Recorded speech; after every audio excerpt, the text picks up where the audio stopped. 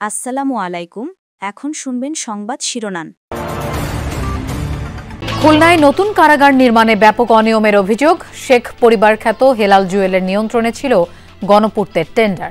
দ্বিগুণ হয়ে ব্যয় দাঁড়ায় 288 কোটি। দীর্ঘদিন ধরে বেহাল টাঙ্গাইলের নাগরপুর চৌহালি সড়ক। আইনি জটিলতায় ঝুলে আছে সংস্কার কাজ, চরম ভোগান্তি। বকেয়া পরিশোধের দাবিতে রূপগঞ্জ স্টিল মিলের শ্রমিকদের ঢাকা সিলেট মহাসড়ক অবরোধ। 1.5 ঘণ্টা যান চলাচল বন্ধ থাকায় ভোগান্তি। বাড়ছে দারিদ্র্যের হার, স্বস্তিতে নেই স্বল্প নিম্ন আয়ের মানুষ। বর্তমান পরিস্থিতি দায়ী মনে করেন অর্থনীতিবিদ হোসেন জিল্লুর। দীর্ঘদিন ধরে অকেজো যশোর শহরে বসানো বেশিরভাগ সিসি ক্যামেরা। পৌর কর্তৃপক্ষকে দুষছেন বাসিন্দারা। সাম্প্রতিক পরিস্থিতিতে অপরাধ বেড়ে যাওয়ার শঙ্কা। রাজবাড়ীতে চলছে মুড়ি কাটা পেঁয়াজের আবাদ। ফলন উঠবে জানুয়ারিতে। মৌসুমে প্রতিমন 2000 টাকা নির্ধারণের দাবি। আসসালামু আলাইকুম। এতক্ষণ দেখছিলেন সংবাদ শিরোনাম, এখন দেখবেন বিস্তারিত। খুলনার নতুন জেলা কারাগার নির্মাণ প্রকল্প অনুমোদন পায় 2011 সালে। গত 13 বছরে 5 বার মেয়াদ বাড়িয়ে প্রকল্পের কাজ শেষ দেখানো হয়েছে গত বছরের জুনে। তবে বাস্তবে কাজ চলছে এখনো। এটি এখন নিরাপত্তার প্রতীক নয়, দুর্নীতির কেন্দ্রবিন্দু হিসেবেই আলোচনায়। অনুসন্ধানে বেরিয়ে আসে যেখানে উন্নয়নের আড়ালে লুকিয়ে আছে ক্ষমতার বাণিজ্য, কমিশনের ভাগবাটোয়ারা, রাজনৈতিক প্রভাবের ছায়া আর সরকারি অর্থ লুটের চিত্র।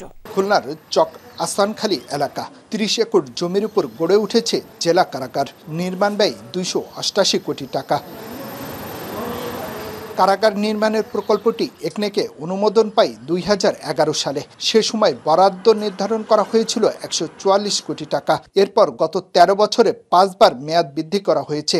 সেই সাথে বেড়েছে নির্মাণ ব্যয়। কাগজে কলমে প্রকল্পের কাজ শেষ দেখানো হয় গত বছরের জুন মাসে, কিন্তু সরজমিনে দেখা যায় এখনো কাজ চলমান। কেন এতবার বাড়ল প্রকল্পের মেয়াদ? নির্মাণ ব্যয় বা দ্বিগুণ হলো কোন হিসেবে? প্রশ্নের উত্তর খুঁজতে গিয়ে জানা গেল গণপূর্ত বিভাগের অধীনে ভূমি উন্নয়ন ও অবকাঠামো নির্মাণ খাতের 39টি টেন্ডার শতভাগ নিয়ন্ত্রণে ছিল খুলনার শেখ পরিবার খ্যাত সাবেক প্রধানমন্ত্রী শেখ হাসিনার 4 চাচাতো ভাই শেখ হেলাল উদ্দিন, শেখ সালাউদ্দিন জুয়েল, শেখ সোহেল ও শেখ রুবেলের। 10% অগ্রিম টাকা নিয়ে তারা বুঝিয়ে দিত কাজ। টাঙ্গাইলের নাগরপুর চৌহালি উপজেলার একমাত্র সংযোগ সড়কটি বেহাল, তাই চরম ভোগান্তিতে পড়েছে সাধারণ মানুষ। দীর্ঘদিন সড়কের সংস্কার কাজ বন্ধ থাকায় যানবাহন চলাচল করছে ঝুঁকি নিয়ে। মাঝে মধ্যেই ঘটছে ছোটখাটো দুর্ঘটনা। এলজিডির কর্মকর্তারা বলছেন ঠিকাদার প্রতিষ্ঠান মামলায় যাওয়ায় বন্ধ রয়েছে কাজ। বর্ষা মৌসুম শেষ হয়েছে বেশ আগেই, তবে এখনো রয়ে গেছে দুর্ভোগের চিহ্ন। খানাখন্দে ভরা সড়কে জমে আছে বৃষ্টির পানি। এই চিত্র টাঙ্গাইলের। নাগরপুর থেকে গয়হাটা ইউনিয়ন হয়ে চৌহালি পর্যন্ত প্রায় 10 কিলোমিটার সড়কটি 2 উপজেলার যাতায়াতের একমাত্র পথ, যার বেশিরভাগ অংশেই ছোট বড় গর্ত আর ভাঙাচোরা। কোনো কাম কাজ নাই, কিছু না, গাড়ি ঘোড়া সব অ্যাক্সিডেন্ট হয়, মানুষজন অ্যাক্সিডেন্ট হয়। খালি খুঁজে রাখছে তাই বালু ফেলাইছে তাও দেখছি। রাস্তা ছোট, পানি এলে চলান যায় না, এমনি করে পানি হয়। গিরাতুরি কাটে রাখছে কতদিন আগে, কাটে রাখছে মেলা দিন ধরে। এমন পরিস্থিতিতে 2021-22 অর্থবছরে প্রায় 4,87 লাখ টাকা ব্যয়ে সড়ক সংস্কার ও বর্ধিতকরণ প্রকল্পের অনুমোদন দেয় সরকার। নাগরপুর অংশের দায়িত্ব পায় মেসার্স নাইস এন্টারপ্রাইজ। কাজ শেষ হওয়ার কথা গেল এপ্রিলে, কিন্তু 8 মাস আগে সড়কের একপাশের মাটি খুঁড়ে চলে যায় ঠিকাদার। এরপর থেকে বন্ধ রয়েছে সংস্কার প্রক্রিয়া। দারিদ্র্যের হার বাড়ছে, স্বস্তিতে নেই স্বল্প ও নিম্ন আয়ের মানুষ। কাঙ্ক্ষিত কর্মসংস্থান নেই, অনিশ্চয়তায় হচ্ছে না বিনিয়োগ। উচ্চ মূল্যস্ফীতি পরিস্থিতিকে আরও উস্কে দিচ্ছে। সহসাই সুখবর পাওয়া নিয়েও আছে শঙ্কা। সাবেক তত্ত্বাবধায়ক সরকারের উপদেষ্টা ডক্টর হোসেন জিল্লুর রহমান মনে করেন দারিদ্র্য বৃদ্ধির জন্য বর্তমান পরিস্থিতি অনেকটা দায়ী। একই সঙ্গে বিগত 1.5 দশকে যে প্রবৃদ্ধি হয়েছে সেখানে কর্মসংস্থান গুরুত্ব না পাওয়াও দারিদ্র্য বৃদ্ধির কারণ। ভোর 4টা থেকে রাত 8টা পর্যন্ত আগুনের সঙ্গেই থাকেন শেখ মাসুদ রানা।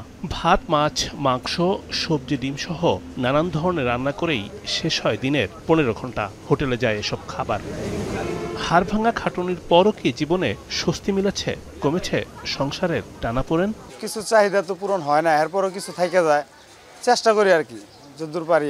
চাইলে কি কেউ দিব? সরকারের কাছে চাইলে কি পাওয়া যাবে? কত কিছু সমস্যা। আর আমি তো কাজ করি, খাই দাই, ঘুমাই, সরকার কোন জায়গায় কি কেমনে কি আসে বিষয়ে এত কিছু তার আমি জানি না। শুধু মাসুদ রানাই নয়, কঠিন চাপে পড়েছে স্বল্প আয়ের এসব মানুষ। একদিকে কর্মসংস্থান সংকুচিত হয়েছে, অন্যদিকে কাজ মিললেও পাওয়া যাচ্ছে না কাঙ্ক্ষিত পারিশ্রমিক। 4 মাস ধরে বেতন বাকি নারায়ণগঞ্জ রূপগঞ্জের স্টিল মিলের শ্রমিকদের। প্রতিবাদে সড়ক বিক্ষোভ করেন তারা। এতে প্রায় 1.5 ঘন্টা বন্ধ থাকে ঢাকা সিলেট মহাসড়কের যান চলাচল। দুপুরে উপজেলার premier steel and rolling mill PSRM এর সামনে বিক্ষোভ শুরু হয়। এ সময় শ্রমিকরা কারখানাটির ভেতরেও ভাঙচুর চালায়। ব্যাপক ভোগান্তিতে পড়েন ঢাকা সিলেট মহাসড়কে চলাচলকারী দূরপাল্লার যাত্রীরা। পুলিশ ও স্থানীয় রাজনৈতিক নেতাদের আশ্বাসে বিকেল 3:30টার দিকে শ্রমিকরা সড়ক থেকে সরে গেলে যোগাযোগ স্বাভাবিক হয়। শ্রমিকদের দাবি 4 মাস ধরে বেতন আটকে রেখেছে স্টিল মিল কর্তৃপক্ষ। ফলে মানবেতর জীবনযাপনে বাধ্য হচ্ছেন তারা। মালিকপক্ষ আশ্বাস দিলেও দ্রুত বেতন দেয়া না হলে বৃহত্তর কর্মসূচির দিকে যাবেন বলে হুঁশিয়ারি দেয় আন্দোলনরত শ্রমিকরা। বিগত 4 মাস থেকে আমাকে বেতন দিচ্ছে না। কোম্পানি আমাকে বলে যে তারিখ দিচ্ছে, ওই তারিখে দিবে। কোম্পানি কিন্তু আমাদের সাথে দেখাও করতেছে না, আমাদের টাকাও দিচ্ছে না। এর ভিতরে আমরা শোনা যায় কোম্পানি থেকে যে আমাদের 20 দিনের টাকা দিয়ে আমাদের সবাইকে বিদায় করে দিতে হবে। এটা কখনো গ্রহণযোগ্য হইতে পারে না। আমাদের আন্দোলন এটা চলমান থাকবে যতক্ষণ পর্যন্ত আমাদের টাকা না দিবে। রাজশাহী সিটি কর্পোরেশনের দৈনিক ভিত্তিক শ্রমিকরা মজুরি বৃদ্ধির দাবিতে বিক্ষোভ করেছেন। এ সময় নগর ভবনের 2টি ফটকে তালা ঝুলিয়ে দেন তারা। কিছুক্ষণের জন্য বন্ধ করে দেয়া হয় বিদ্যুৎ সরবরাহ। বেলা 11:30টার দিকে নগর ভবনের সামনে অবস্থান নিয়ে বিক্ষোভ শুরু করেন দৈনিক মজুরি ভিত্তিক শ্রমিকরা। আন্দোলনকারীরা বলেন, বর্তমানে তাদের দৈনিক মজুরি 484 টাকা, যা দিয়ে সংসার চালাতে হিমশিম অবস্থা। অথচ রাজশাহী বিশ্ববিদ্যালয়ের দৈনিক মজুরি ভিত্তিক শ্রমিকরা মজুরি পান 750 টাকা। দীর্ঘদিন ধরে মজুরি বৃদ্ধির দাবি জানানো হলেও সিটি কর্পোরেশন কর্তৃপক্ষ টালবাহানা করছে বলে অভিযোগ বিক্ষোভকারীদের। বলেন, 30টি ওয়ার্ডের অন্তত 2500 শ্রমিক মানবেতর জীবনযাপন করছে। অবিলম্বে ন্যায্য মজুরি নিশ্চিত না হলে কঠোর আন্দোলনেরও হুঁশিয়ারি দেন তারা।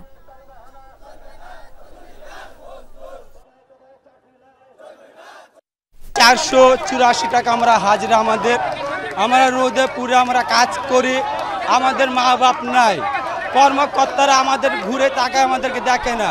নিত্য প্রয়োজনে যে এখন জিনিসপাতির দাম বৃদ্ধি পেয়েছে, সেই ক্ষেত্রে আমাদের বেতন একদম নিম্ন। 700-800 টাকা কেজি মাংস সপ্তাহে তো আমরা একদিনও খেতে পারি না, মাসে হয়তো একদিন, তারপরেও শর্ট পড়ে যায়। অপরাধ প্রবণতা কমাতে 2017 সালে যশোর শহরের বিভিন্ন স্থানে স্থাপন করা হয় 130টি সিসি ক্যামেরা। নজরদারির অভাবে 1.5 বছরের মাথায় বেশিরভাগই হয়ে যায় অকেজো। এরপর থেকে এখনও একই অবস্থায় পড়ে আছে ক্যামেরাগুলো। কোনো ব্যবস্থাই নেয়নি কর্তৃপক্ষ। সাম্প্রতিক পরিস্থিতি বিবেচনায় নানা অপরাধমূলক কর্মকাণ্ড বেড়ে যেতে পারে বলে আশঙ্কা করছেন স্থানীয়রা।